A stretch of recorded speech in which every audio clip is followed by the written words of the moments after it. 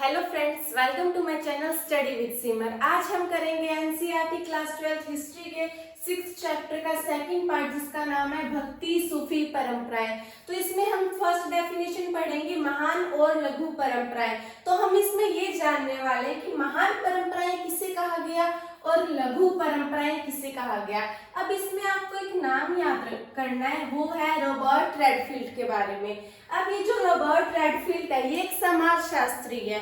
अब इन्होंने जो भारतीय जो धर्म है, कर्मकांड है, जो परंपरा है, उसका अध्ययन किया, उसका विश्लेषण किया और इन्होंने कहा कि यहाँ की जो परंपराएं हैं उसे दो पार्ट्स में इन्होंने डिवाइड कर दिया। पहले क्या थी महान परंपराएं और दूसरी क्या थी लघु परंपराएं।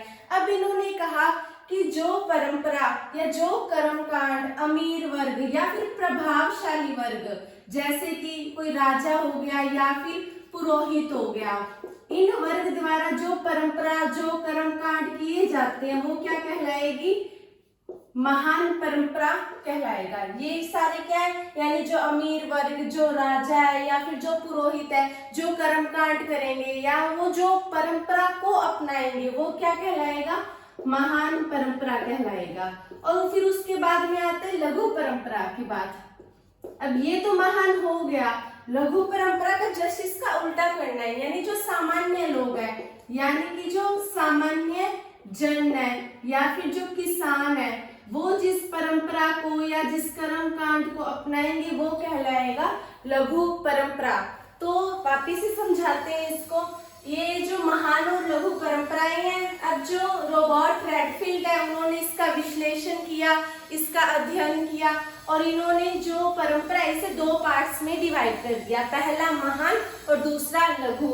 अब इन्होंने कहा कि महान परंपरा वो है जो अमीर वर्ग या फिर राजा या फिर पुरोहित द्वारा अपनाई जाती है, यानी जो कर्मकांड या जो परंपरा राजा करता है, अमीर वर्ग करता है या फिर पुरोहित करता है, उन्होंने क्या कहा, मतलब कहने का अर्थ जो प्रभावशाली वर्ग करता है वो है महान परंपराएं। फिर उन्होंने कहा कि कुछ परंपराएं और कर्मकांड ऐसे भी होते हैं जो असामान्य लोग करते हैं या फिर जो किसान वर्ग है वो करते हैं, तो उनके द्वारा जो की जाने वाली परंपरा है या की जाने वाले कर्मकांड है वो कहलाएंगे लघु परंपरा में।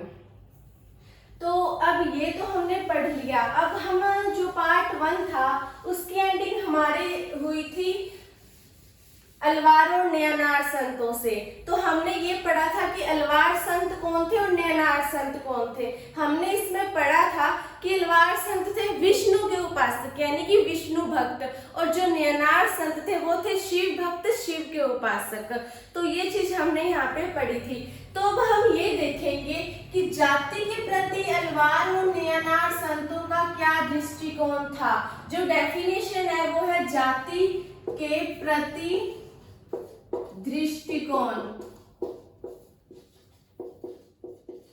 तो अब हम इसमें अगर देखें तो अगर आपसे पूछा जाए कि अलवार और नयनार संत क्या जाति व्यवस्था को मानते थे, तो आप कहोगे नहीं मानते थे। अब इसका एग्जाम्पल आप किस तरह से दोगे, इसका एग्जाम्पल आप इस तरह से दोगे कि यदि आप अलवार और नयनार संतों की सूची देखते हैं, यानी अगर आप संतों के नाम देखते हैं तो आपको ये पता चलेगा कि कुछ संत ब्राह्मण है, कुछ मतलब शिल्प से आए हैं जो शिल्पकार हैं, या फिर कुछ संत किसान है या फिर कुछ संत मूर्तिकार है। कहने का ये अर्थ है मेरा कि जो संत है वो अलग अलग जाति से आए हुए हैं, कोई ऊंची जाति का है, कोई नीची जाति का है, यानी सभी वर्ग से, सभी जातियों से संत आए हुए हैं, वो संत बने हुए हैं। इसका क्या अर्थ है कि ये जाति व्यवस्था को नहीं मानते थे। यदि ये जाति व्यवस्था को मानते होते तो फिर तो ये मानते कि हाँ ब्राह्मण वर्ग इसमें आ सकता है और कोई वर्ग इसमें नहीं आ सकता है, लेकिन उन्होंने ऐसा बिल्कुल भी नहीं किया। इससे क्या पता चलता है कि ये जाति व्यवस्था को नहीं मानते थे।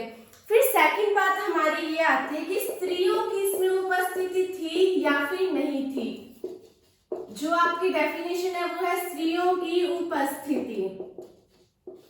तो अगर आपसे पूछा जाए कि अलवार और नयनार संतों में क्या स्त्रियां थी या फिर नहीं थी, तो आप कहोगे कि हाँ इसमें स्त्रियों की उपस्थिति थी। तो जैसा कि हमने ब्राह्मण परंपरा में देखा था कि जो वेद थे उसे शूद्र और महिलाएं नहीं पढ़ सकती थी, उन्हें पढ़ने की अनुमति नहीं थी, उन पे बहुत ज्यादा पाबंद लगाए गए थे।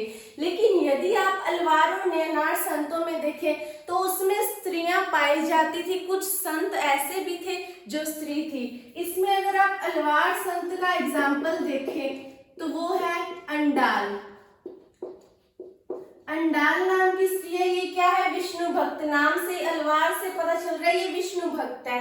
ये जो विष्णु है उनको अपनी प्रेयसी यानी प्रेमिका बताया करती थी और इन्होंने भक्ति गीत भी लिखे थे और ये भक्ति गीत भी गाया करती थी। हालांकि आज के टाइम में भी इनके गाए हुए भक्ति गीत आज के टाइम में भी गाए जाते हैं। ये तो एग्जाम्पल हो गया अलवार संत का। और फिर जो नेक्स्ट एग्जाम्पल लेंगे हम नयनार संत का, तो वो है कराईकल अमैयार। नाम थोड़ा डिफिकल्ट है लेकिन आपने याद करना है, कराईकल अमैयार। तो ये जो कराईकल अमैयार है ये क्या थी, नयनार संत थी, यानी क्या थी, ये शिव भक्त थी। अब इन्होंने बहुत ज्यादा तपस्या की, आराधना की, शिव भक्ति थी ये। और एक बात और है यहाँ, जैसे कि ब्राह्मण में अगर हम देखें तो उनकी रचनाएं है वो है वेद है। तो इस तरह से यदि हम अलवार और नयनार संतों की रचनाओं की बात करें तो इनकी भी एक रचना है जिसका क्या नाम है, नल हीरा दिव्य प्रबंधनम नाम है। नाम थोड़ा सा डिफिकल्ट है लेकिन आपने याद करना है, टुकड़ों में याद करोगे तो आपको याद हो जाएगा। नाम क्या है, नल हीरा दिव्य प्रबंधनम। नल हीरा दिव्य प्रबंधम ये नाम है, इसे आप टुकड़ों में याद करोगे आपको याद आसानी से हो जाएगा, वैसे थोड़ा डिफिकल्ट नाम है। अब ये एक काव्य संकलन है, जो अलवार संत है उन्होंने अपनी रचनाएं लिखी। जो रचनाएं क्या थी, काव्य संकलन थी, उसका क्या नाम है, नल हीरा दिव्य प्रबंधम।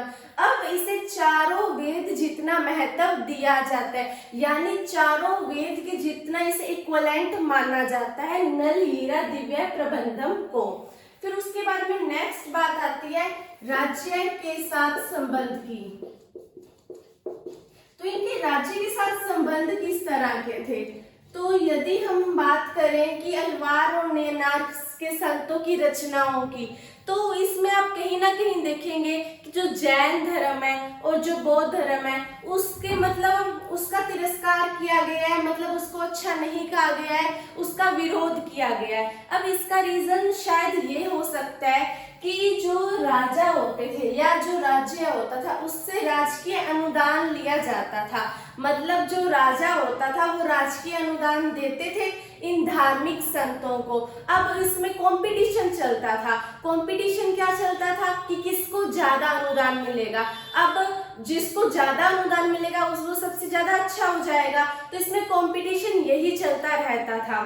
तो इसमें एक तरह से विरोध शायद इसलिए किया जाता था क्योंकि राजकीय अनुदान के प्रति उनकी प्रतिस्पर्धा थी, यानी उनकी कंपटीशन था। ये जो चोल शासक है उन्होंने भी शिव मंदिर बनाने के लिए बहुत ज्यादा अनुदान भी दिया था। यदि आप कुछ मंदिर देखेंगे जैसे गंगेकोट, चोलपुरम या फिर तंजावुर, ये क्या है, ये तमिलनाडु के शिव मंदिर है। ये दोनों ही तमिलनाडु के शिव मंदिर है और इसमें जो चोल शासक थे उन्होंने क्या किया था, अनुदान दिया था, मतलब इन मंदिरों को बनाने में सहायता की थी। इसके अलावा जो बहुत सारे उन्होंने मंदिर भी बनाए थे और एक कांसे की मूर्ति नटराज की, यानी शिव का जो नटराज रूप है उसकी कांसे की मूर्ति, इसी टाइम में बनाई गई थी। शिव की, नटराज की, कांस्य की मूर्ति इसी टाइम में, चोल शासक के टाइम में ही बनाई गई थी। अब जो अलवार और नयनार संत होते थे, अब इन्हें क्या था, वहां के जो कृषक होते हैं, वहां के जो किसान होते हैं, उनका समर्थन मिलता था।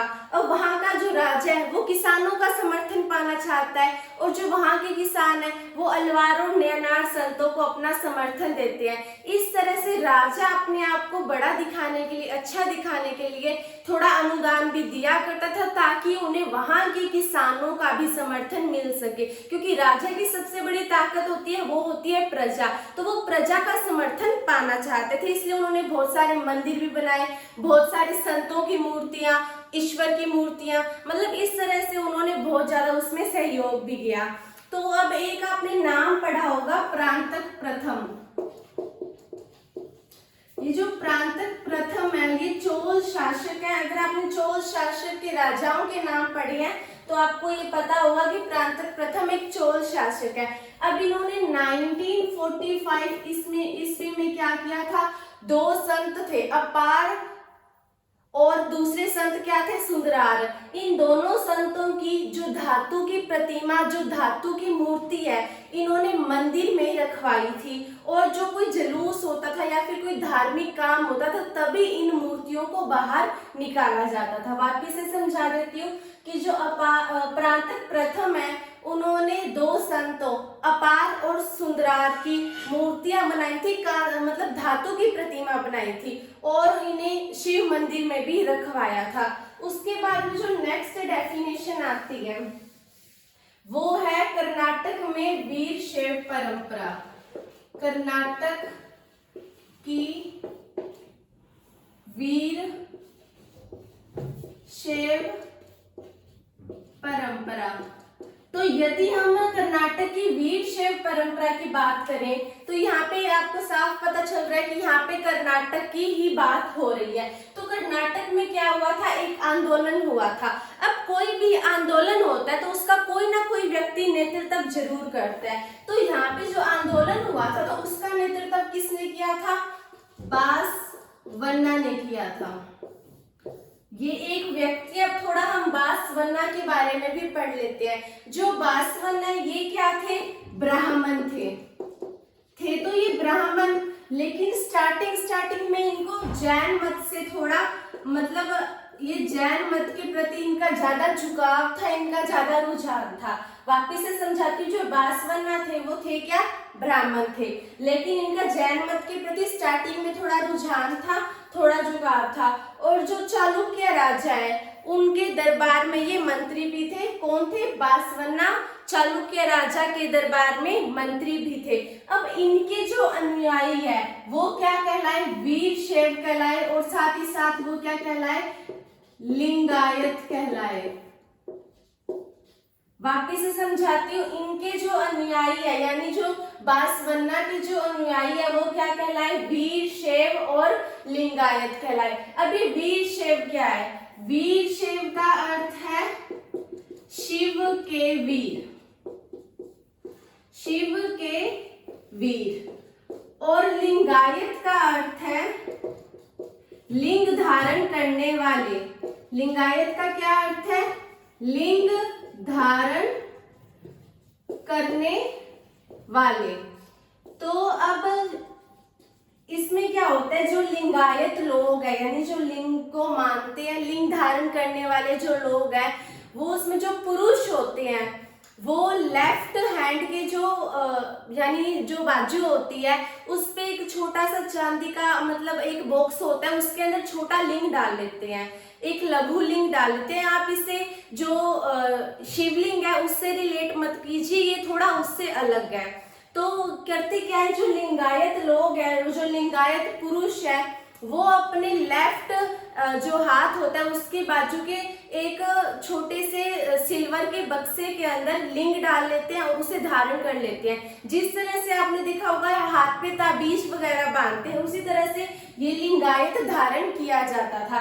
अब उनका ये मानना था कि यदि कोई व्यक्ति लिंगायत धारण करेगा और मरने के बाद में वो शिव में लीन हो जाएगा। शिव में लीन होने का क्या अर्थ है, यानी उसका दोबारा जन्म नहीं होगा, यानी कि वो पुनर्जन्म पर बिल्कुल भी विश्वास नहीं रखते थे, वो पुनर्जन्म को मानते ही नहीं थे। इस कारण से वो श्राद्ध भी नहीं करते थे। वाक्य से समझा देती हूँ। इनका ये मानना था कि जो व्यक्ति लिंगायत धारण करेगा, यानी लिंग धारण करेगा, अब मरने के बाद में, मृत्यु के बाद में वो शिव में लीन हो जाएगा। इस कारण से वो जो पुनर्जीवन की जो बात होती है उसे वो बिल्कुल भी नहीं मानते थे। और साथ ही साथ जो श्राद्ध होते हैं उन्हें भी ये नहीं करते थे, उन्हें नहीं मानते थे। और इनका मानना ये था कि शिव में वो व्यक्ति लीन हो जाएगा, पुनर्जन्म वो बिल्कुल नहीं मानते थे। और साथ ही साथ में जो, अब मैंने आपको पहले भी बताया था कि जो ब्राह्मण थे उन्होंने पार्ट्स में डिवाइड किया हुआ था, वर्ण व्यवस्था में डिवाइड किया था, जाति व्यवस्था में लोगों को डिवाइड किया हुआ था, बांटा हुआ था। अब जो वर्ण में नीची जाति कहलाएंगे या जाति व्यवस्था में नीची जाति कहलाएंगे, जिनको अस्पृश्य माना जाएगा, अब वो लोग ना वहां से तो परेशान थे, तो वो क्या आगे लिंगायत बन गए, यानी लिंग धारण करने वाले लोग बन गए, क्योंकि इसमें जाति व्यवस्था बिल्कुल भी नहीं मानी जाती थी। इस कारण से उन्होंने भी लिंग धारण करना स्टार्ट कर दिया। और साथ ही साथ जो लिंगायत लोग थे या जो बासवन्ना के जो अनुयायी थे, इन्होंने क्या किया, इन्होंने जो विधवा पुनर्विवाह होता है उसे दोबारा से प्रचलन में लाया। इन्होंने कहा कि विधवा का फिर से विवाह किया जा सकता है, सती प्रथा गलत है। तो इस तरह से इनकी सोच थी। तो यहाँ पे जो हमारा सेकंड पार्ट है वो हमारा कंप्लीट हो गया है। मिलते हैं नेक्स्ट वीडियो में। देखने के लिए धन्यवाद। बने रहिए हमारे साथ। इसे लाइक, शेयर और कमेंट करना न भूलें, और साथ ही साथ हमारे चैनल को सब्सक्राइब कर दीजिए। Thank you.